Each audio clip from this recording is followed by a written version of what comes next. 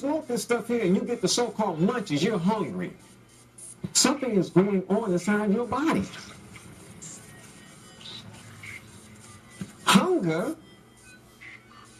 is the result of a chemical reaction in the brain. It goes back to the brain. Hunger is controlled by an aspect of the brain.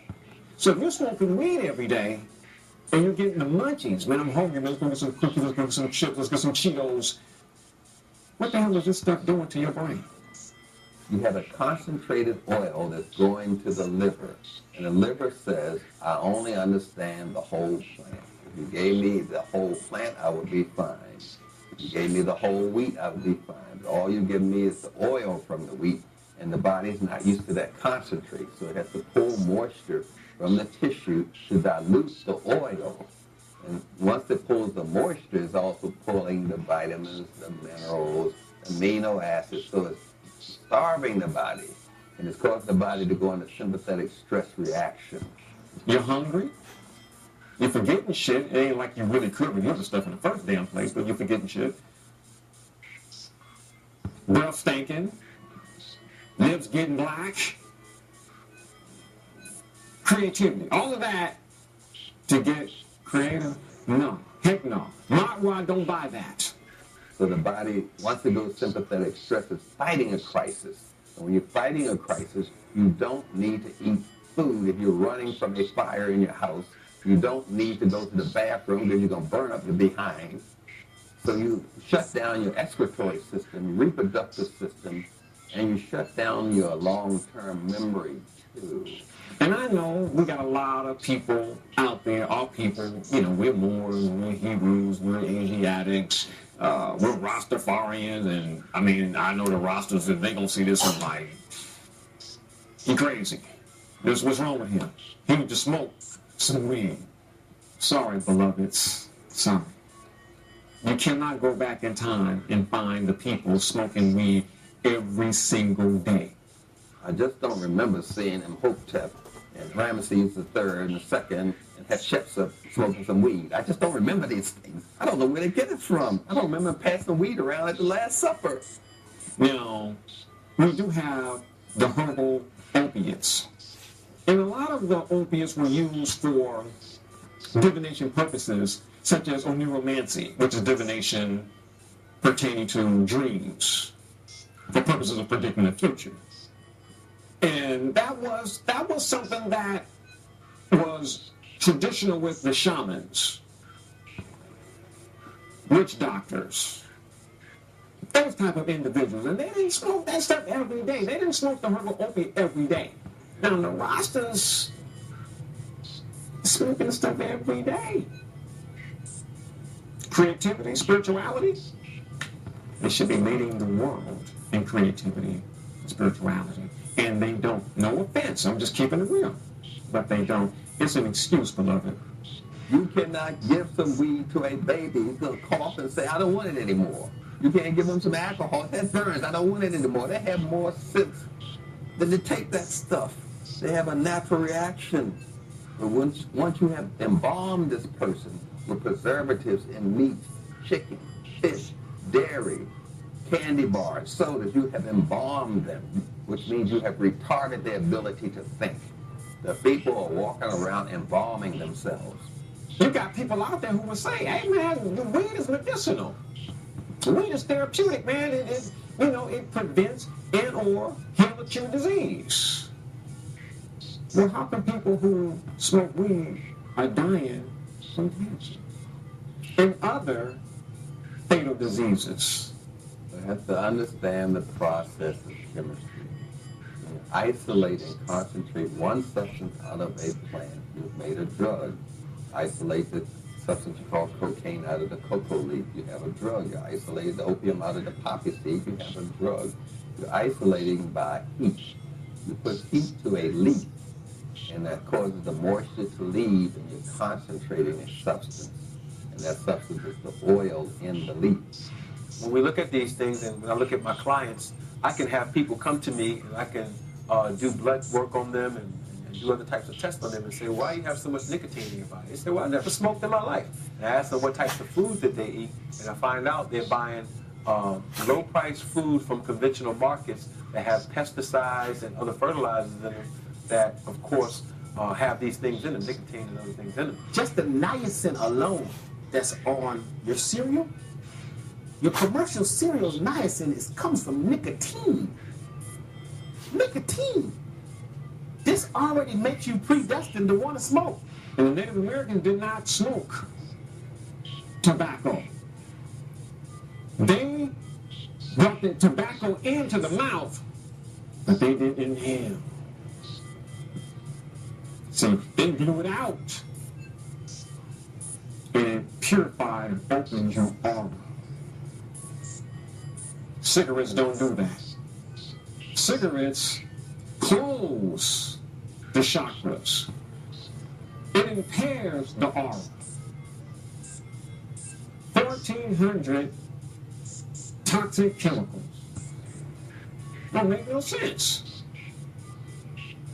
You know, nicotine addiction. They don't put the patch on your arm.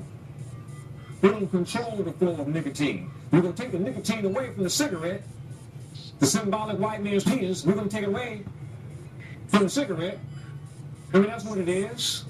Symbolic white man's penis. We're going to put a damn patch on your arm and give you some nicotine in your arm to control it. Motherfucker, you're still on nicotine. So once you go into that reaction, it decreases the blood to the digestive system, immune system, reproductive system, excretory system, and increases short-term memory. That's what happens when you take a concentrate, be it white sugar, white flour, or the oil in weed, or the oil in tobacco. All of them are chemicals that are going to cause the same reaction in the body. But you know, the ancient people, they smoke weed, man. The Native Americans, they smoke, yeah. But they weren't like you. They didn't smoke that shit every day. Because they were not stressed out every day like we are, like you are. Over child support, IRS after your ass, traffic tickets, court. Motherfucker, you're stressed out. And that's why you smoke the goddamn Philly blunts. And the Buddha and the chronic and all that other crazy shit. This is all based on emotions. We're emotionally ill people, and we seek an emotional solution, and we're picking the wrong thing. We're only free to choose the wrong thing when you're oppressed. When you are dependent upon a substance outside of the human body, you're dependent on it. It represents imbalance. There's an imbalance inside the individual. What am I saying? Are rosters imbalanced? It can be whoever. If you gotta smoke, weed, or anything else, every day, imbalance. And another name for imbalance? Crazy. Disease. I don't want to hear nothing about marijuana and curing disease and curing cancer and preventing cancer. And I don't want to hear that. My father smoked weed every day of his life, except for the last 6 months of his life. And you want to know why he didn't smoke it the last 6 months of his life? Because he had cancer.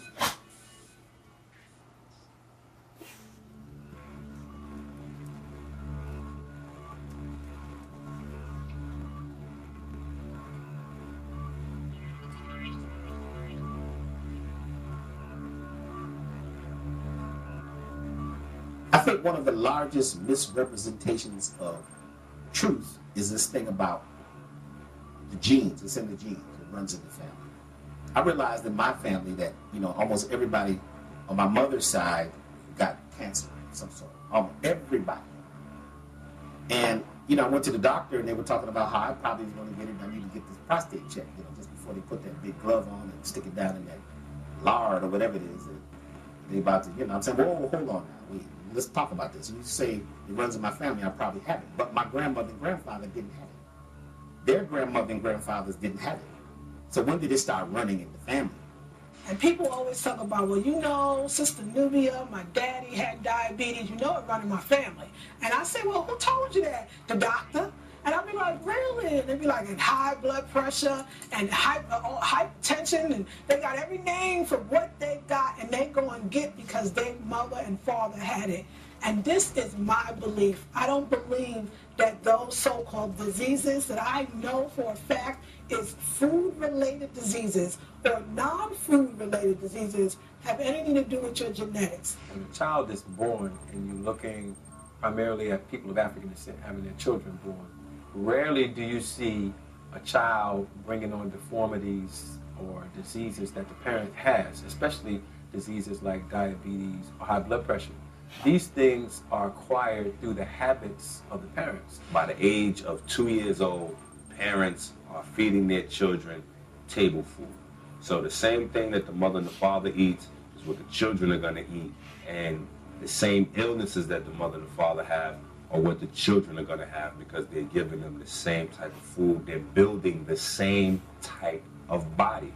Man, let me tell you, now I understand why Grandma Sis suffered from arthritis, rheumatism, gout, headaches, and all of the other degenerative diseases she suffered from. Same thing with my uncles, my aunties, and even my cousins.